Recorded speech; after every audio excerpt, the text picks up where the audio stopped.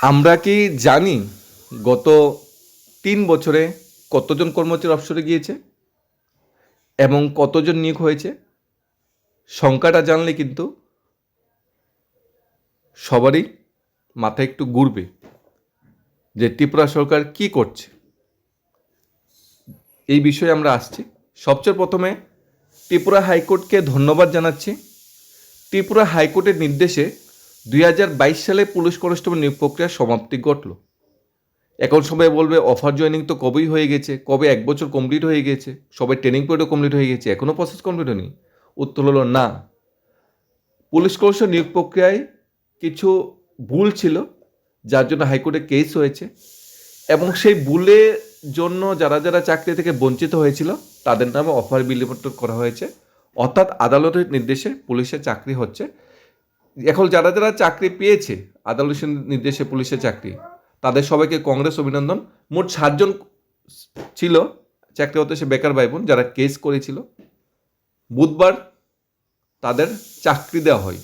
2024 সালে police constable যে চাকরি দেওয়া হয়নি তাদের, 2025 সালে যারা যে পুলিশ কনস্টেবলদের চাকরি দেওয়া হয়নি, যারা তখন উচ্চ আদালতে মামলা করেছিল, মামলার নির্দেশে রাজ্য সরকার সেই 7 জন কর্মচারীকে চাকরি দিয়েছে। কারা চাকরি পেয়েছে? প্রসেনজিৎ সরকার বিশালগড়, আলামিন হোসেন কলমছড়া, অমিত দেব আগরতলা, তানবীর চৌধুরী পূর্ব আগরতলা, তুতান দেবনাথ এডিনগর, সুজিত পাল সিদাই মোহনপুর, অভিজিৎ রায় তেলিয়ামুড়া। তাহলে 2022 সালে পুলিশ কনস্টেবল নিয়োগ প্রক্রিয়া শেষ হলো, সমাপ্তি ঘটলো। তাতে একটা গুড নিউজ কি, 2026 সালে পুলিশ কনস্টেবল নিয়োগ প্রক্রিয়া শুরু হচ্ছে। এতদিন কেন আটকে ছিল? কারণ 2022 সালে নিয়োগ প্রক্রিয়া সমাপ্তি ঘটাতে পারেনি ত্রিপুরা সরকার, বিভিন্ন ধরনের দুর্নীতি, অবহেলা বা ভুল ত্রুটির জন্য। যাক, এবার অফিসিয়ালি সমাপ্তি ঘটলো। এখন আমরা বলতে পারি পুলিশ কনস্টেবল নিয়োগ প্রক্রিয়া অ্যাডভার্টাইজমেন্ট আসছে। আগামী 1-2 মাসের মধ্যেই আমরা সেই নিউজটা পেয়ে যাব। এখন আমরা যেটা সবচেয়ে প্রথমে বলেছি, আমরা কি জানি ত্রিপুরায় গত 3 বছরে কতজন অবসরে গিয়েছে? এবং যারা যারা অবসরে গিয়েছে সবাই group C group D category. Group C group D ক্যাটাগরির কথাটা আমরা বলছি এখানে, যে যাদের রিক্রুটমেন্টটা ম্যাক্সিমাম জিআরবিটির মাধ্যমে হয়। 18,622 জন কর্মচারী 2023 থেকে 2026-এর মাঝামাঝি গত 2-3 বছরে অবসরে গিয়েছে। তাহলে ত্রিপুরা সরকার কি 18,622 জন গ্রুপ সি গ্রুপ ডি কর্মচারী নিয়োগ করেছে? উত্তরটা অবশ্যই সবাই জানা, না। নিয়োগ করেছে মাত্র 3,554 জন। অর্থাৎ 5 জন কর্মচারী অবসরে গেলে একজনকে নিয়োগপত্র দেওয়া হয়, একজনকে দিয়ে 5 জনের কাজ করানো হচ্ছে। এইভাবে কি সঠিক পরিষেবা জনসাধারণ বিভিন্ন দপ্তরে গিয়ে পাবে নাকি, সেটা বিরাট বড় একটা কোশ্চেন কিন্তু থেকেই থাকে। একসময় সবাই বলতো ত্রিপুরা রাজ্যে যে ত্রিপুরা রাজ্যে লোক সংখ্যা থেকে সরকারি কর্মচারীর সংখ্যা অনেকটা বেশি, লোক সংখ্যার তুলনায় সরকারি কর্মচারীর সংখ্যা অনেকটা বেশি। এই বক্তব্যটা কিন্তু বর্তমান যে আমাদের সরকার আছে, সরকারের মাননীয় মন্ত্রী সুশান্ত চৌধুরী কিন্তু এই কথাটা বলেছিল যে ত্রিপুরায় কর্মচারীর সংখ্যা বেশি লোক সংখ্যার চেয়ে। তাই রাজ্য সরকার কি সিদ্ধান্ত নিয়েছে? কর্মচারীর সংখ্যা দিন দিন কমাতে হবে, কর্মচারীর সংখ্যা দিন দিন কমাতে হবে। এইভাবে যদি চলতে থাকে, আগামী 5-7 বছর পরে ত্রিপুরায় কর্মচারীর সংখ্যা 50,000-এ চলে আসবে। যেখানে 2018 সালে 1.5 লক্ষর উপর কর্মচারী ছিল, সেখানে 2000 এইভাবে চলতে থাকলে আমরা বলছি 2030 কিংবা 35-এর মধ্যে কর্মচারীর সংখ্যা 50,000-এ চলে আসবে। এইভাবে কি চলবে? বহুমুখী কাজের চাপ, একই ব্যক্তিকে ফাইল সংরক্ষণ, হিসাব রক্ষণ, উন্নয়ন প্রকল্প সামলাতে হচ্ছে। 5 গুণ কাজ, দাপ্তরিক কাজ, জনসেবা, হিসাব সংরক্ষণ, উন্নয়ন প্রকল্প, ফাইল সংরক্ষণ, এত পরিমাণ কাজের চাপে সবাই ঠিক পরিষেবা দিয়ে উঠতে পারছে না। বর্তমান সময়ে ত্রিপুরায় সরকারি চাকরি একটা বিরাট বড় একটা উৎস, যেটা জিআরবিটি ম্যাক্সিমাম ফুলফিল করে থাকে। কিন্তু দেখা গিয়েছে ত্রিপুরায় যেহেতু শিল্প, ইন্ডাস্ট্রি, কারখানা নেই, তার উপর সবাই নির্ভরশীল। কিন্তু বর্তমান সময়ে সরকার কিন্তু সেই পথ কিন্তু অনুসরণ করছে না। আগে যখন সিঙ্গেল ইঞ্জিনের সরকার ছিল তখন কর্মচারীর সংখ্যা বেশি ছিল, বেতনও সবাই ঠিকঠাক পেয়ে যাচ্ছে। বর্তমান সময়ে যখন ডাবল ইঞ্জিনের সরকার, তখন কিন্তু কর্মচারীর সংখ্যা কম এবং বেতন কাঠামো কিন্তু আগের মতোই পাচ্ছে। ডাবল ইঞ্জিন বলে হাউমুড়ি এত বেশি পাচ্ছে না, আগেও বকেয়া ছিল, এখনও সেই বকেয়া থেকেই যাচ্ছে। আজ 1 দশকের কম সময়ের মধ্যে রাজ্যের অবসরে গেলেন যত কর্মচারী, দপ্তর ফিলে তার তুলনায় 6 ভাগের 1 ভাগ নিয়োগ হয়েছে। সরকারি দপ্তর মানে এখন আউটসোর্সিং, যেটা সফেদের মাধ্যমে নিয়োগ হয়। একজন স্থায়ী কর্মচারীর কাঁধে এখন 6জন কর্মচারীর কাজের ভার, তার কলুর বলদের মতো টানতে টানতে আর পারছে না, সেখানে দয়াপরবশ কিছু আউটসোর্সিং কর্মচারী এনে দেওয়া হয়েছে। এভাবেই চলছে সরকারি দপ্তর। ফলত বিভিন্ন দপ্তরে জিআইবিটির মাধ্যমে নিয়োগপ্রাপ্ত কর্মীরা যারা এক বুক উচ্চাষ্টায় চাকরি দেখেছেন, তারা খুব তাড়াতাড়ি হতাশ হয়ে পড়েছেন অমানবিক দায়ী দায়িত্বের চাপে। একাংশের মধ্যে তীব্র অসন্তোষের দানা বাজছে, চাকরি জীবনে পা দিয়ে উপলব্ধি আসছে কঠিন পথের ইঙ্গিত। তাদের দাবি, চাকরি পাওয়ার পর থেকে যে দায়িত্ব তাদের উপর অর্পণ করা হয়েছে তা কোনোভাবেই একজন কর্মচারীর স্বাভাবিক দায়িত্বের মধ্যে পড়ে না, বরং একজন কর্মচারীর কাঁধে একসঙ্গে 5জন কর্মীর কাজ চাপিয়ে দিয়ে প্রশাসন লোক বলে যে ঘাটতি আড়াল করার চেষ্টা করছে। নিয়োগপ্রাপ্ত একজন তৃতীয় শ্রেণীর কর্মচারী দপ্তরকে ঢুকেই একই সঙ্গে receive despatch, establishment, development, account সহ অন্যান্য শাখার দায়িত্ব পালন করতে হচ্ছে। অনেক ক্ষেত্রে এক কর্মীকে ফাইল গ্রহণ থেকে শুরু করে নোটিশ সংরক্ষণ, বেতন বিল ইত্যাদি কাজ, প্রশাসনিক কাজ পর্যন্ত সামলাতে হচ্ছে। এই অতিরিক্ত কাজের চাপ শুধু কর্মদক্ষতাই প্রভাবিত করছে না, ভুলের আশঙ্কা বহুগুণ বাড়িয়ে দিচ্ছে। এবং বলে রাখা ভালো, এই কর্মচারী কিন্তু ফিক্সড পেতে।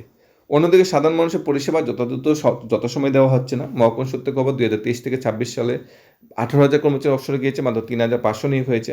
অর্থাৎ 5জন বা 6জন অবসরে গেলে একজন মাত্র নিয়োগপত্র পায়।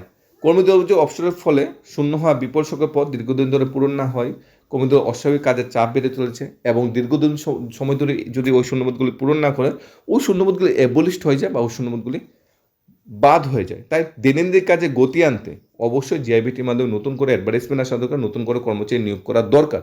নয়তোবা সরকারি দপ্তরের পরিষেবা দিন দিন কিন্তু লাটে হবে, এবং একজন কর্মচারীকে বহু বেশি কাজ করতে হবে। এবং সবচেয়ে বড় কথা, এই শূন্যপদগুলি যদি সঠিক সম্পূর্ণ না করা হয় সেগুলি অ্যাবলিশড হয়ে যাবে। আজকাল অবসরের সংখ্যা জানা গেলে বাজেটে নতুন নিয়োগের কোনো প্রভিশন থাকে না। এই থাকার নতুন অভ্যাস থেকে স্পষ্ট যে সরকার নিজেও অবসরের সমসংখ্যক নিয়োগের জন্য আগ্রহী নয়। সরকার নিজেও চায় না যতজন অবসরে গিয়েছে অতজন আরও নিয়োগ হোক। জিআইবিটির মাধ্যমে দীর্ঘ প্রক্রিয়া পথ পাড়ি দিয়ে আরও দীর্ঘ সময় প্রশাসনের সতর্কতা ফাইল আটকে রেখে যৎসামান্য নিয়োগ করা হচ্ছে। শূন্যপদের বিপরীতে যে কয়জনকে নিয়োগ করা হচ্ছে তারা কাজের গুড়ায় গিয়ে দেখছেন তাদের প্রত্যেক অন্ধকার গহ্বরে ফেলে দেওয়া হয়েছে। দপ্তরের কর্মী সক্ষমতা, ফাইল নিষ্পত্তি, আর্থিক অনুমোদন, উন্নয়ন প্রকল্প বাস্তবায়ন, সাধারণ মানুষের পরিষেবা সবই বিঘ্নিত হচ্ছে। মাত্রাতিরিক্ত দায়িত্বের পরিধি, কাজের চাপের ন্যূর্য, প্রয়োজন অনুযায়ী প্রশিক্ষণ, সহায়ক জনবল এবং বাক পরিকাঠামোর মতো সুবিধা দেওয়া হচ্ছে না দপ্তরগুলিতে। এক কথায়, এতে কর্মচারীর মানসিক চাপ যেমন বাড়ছে, তেমনি কর্মপরিবেশ জটিল হয়ে পড়ছে।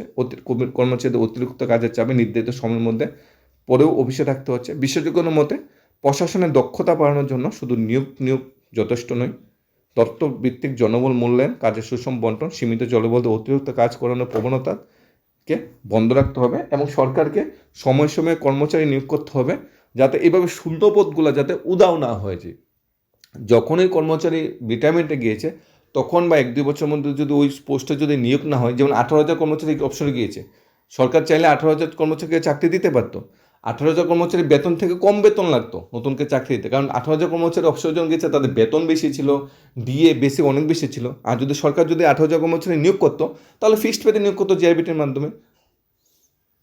সরকার সেখানে কিন্তু অনেকটা টাকাও বেশি যেত, এবং যারা বেকার চাকরি ভাই বোন তাদের মাঝে একটা নতুন আশা আলো আসতো যে জিআইবিটি আমরা কিন্তু চাকরিটা পেয়েছি, আমরা জন্য কিন্তু সরকার চিন্তা ভাবনা করেছে, সরকার যে প্রতিশ্রুতি দিয়েছে সেই প্রতিশ্রুতি কিন্তু রেখেছে। কিন্তু দেখা যাচ্ছে কি, সঠিক সময়ে সঠিকভাবে লিগ হয়, শূন্যপদ যেগুলো আছে সেগুলো উদাও হয়ে যাচ্ছে, সেগুলো উড়ে যাচ্ছে। টিআরবিটির মাধ্যমে টেট 1 টেট 2 5,000+ শূন্যপদ বাদ করে দেওয়া হয়েছে, এবলিস্ট করে দেওয়া হয়েছে। সেরকম প্রত্যেকটা দপ্তরেই দেখবেন শূন্যপদ এবলিস্ট হয়েছে। এখন কোশ্চেন রাখতে মানে মন্ত্রিসভার সিদ্ধান্ত নেই, আপনার ভালোভাবে লক্ষ্য করে দেখবেন মন্ত্রিসভা যখন সিদ্ধান্ত নেই, নতুন পোস্ট ক্রিয়েশন এবং ফিল আপের সিদ্ধান্ত নেই। মানে কি, শূন্যপদগুলো এবলিস্ট হয়ে যাচ্ছে, মন্ত্রিসভা আবার নতুন করে পোস্ট ক্রিয়েশন করতে হয়। যেমন শূন্যপদ যদি 18,000 এবলিস্ট হয়ে যায়, শূন্যপদ মন্ত্রিসভা আরও 3,000 ক্রিয়েট করছে। তাহলে 18,000 শূন্যপদ এবলিস্ট কীভাবে হয়ে যায়? সঠিক সময়ে সঠিকভাবে যদি নিয়োগ না হয় তাহলে কি শূন্যপদগুলি কিন্তু বাদ হয়ে যায়। এর সবচেয়ে বড় উদাহরণ ত্রিপুরার স্বাস্থ্য মিশন বা স্বাস্থ্য দপ্তরে সিএইচও ফার্মাসিস্ট নিয়োগ প্রক্রিয়া ঝুলে আছে, পদ বিলুপ্তির ঝুঁকি। Lab assistant, data manager outsourcing গেরাকলে দীর্ঘসত্যতা। প্রোগ্রাম ম্যানেজার, ড্রাইভার শূন্যপদগুলির তালিকায় অন্তর্ভুক্ত, এগুলো নিয়োগ হচ্ছে না। অর্থাৎ যেহেতু স্বাস্থ্য দপ্তরে নিয়মিতকরণের প্রতিশ্রুতি বদলে আউটসোর্সিং মাধ্যমে নিয়োগ হয়েছে। সোফের সবচেয়ে বড় একটা মাধ্যম ত্রিপুরা স্বাস্থ্য দপ্তরে নিয়োগ বা স্বাস্থ্য দপ্তরের পরিচালনা করার জন্য। এখন দেখা যাচ্ছে ত্রিপুরা স্বাস্থ্য দপ্তরে যে কর্মচারী ক্রাইসিসের দরুন ত্রিপুরা স্বাস্থ্য ব্যবস্থা ভেঙে পড়ছে। একটাই নিয়মিত পদে নিয়োগ বন্ধ, আউটসোর্সিং মধ্যে নিয়োগ হচ্ছে, কিন্তু তাও সংখ্যাটা যৎসামান্য। এখন ত্রিপুরা হাইকোর্টের যে সিদ্ধান্তটা, ত্রিপুরা হাইকোর্টের সিদ্ধান্তটাকে আমরা স্বাগত জানাচ্ছি। ত্রিপুরা হাইকোর্টের সিদ্ধান্তে পুলিশ কনস্টেবল নিয়োগ প্রক্রিয়া শেষ হলো, জিআরবিটি নিয়োগ প্রক্রিয়া শেষ হচ্ছে, এবং পুলিশ কনস্টেবল নিয়োগ প্রক্রিয়া 1-2 মাসের মধ্যে আশা করছি অ্যাডভার্টাইজমেন্ট আসছে। তবে জিআরবিটি অনেকটা সময় লাগবে, কারণ জিআরবিটি নিজেদের মতো করে নিজেদের গুছিচ্ছে, এখনও গুছিয়ে উঠতে পারছে না, কারণ 2020-এর যে কাজের চাপটা, সেই চাপটা এখনও তারা সামাল দিতে পারছে না। সর্বোপরি ত্রিপুরা হাইকোর্টকে ধন্যবাদ। ত্রিপুরা হাইকোর্টের কল্যাণে জিআইবিটিতে 430 জন চাকরি পাবে, ত্রিপুরা হাইকোর্টের কল্যাণে পুলিশ কনস্টেবল 7 জন চাকরি পেয়েছে, ত্রিপুরা হাইকোর্টের কল্যাণে টিআরবিটিতে এমন অনেকে চাকরি পাবে। ত্রিপুরা হাইকোর্টের কল্যাণে অনেক চাকরি হচ্ছে ভাই বোন যারা অবহেলিত হয়েছিল, যারা বঞ্চনার হয়েছিল, তারা সে বঞ্চনার একটা সুষ্ঠু সুরাহা পেয়েছে এবং খুশি মনে অফার গ্রহণ করে চাকরিতে জয়েন করতে পারছে এবং ভবিষ্যতে জয়েন করবে। ধন্যবাদ।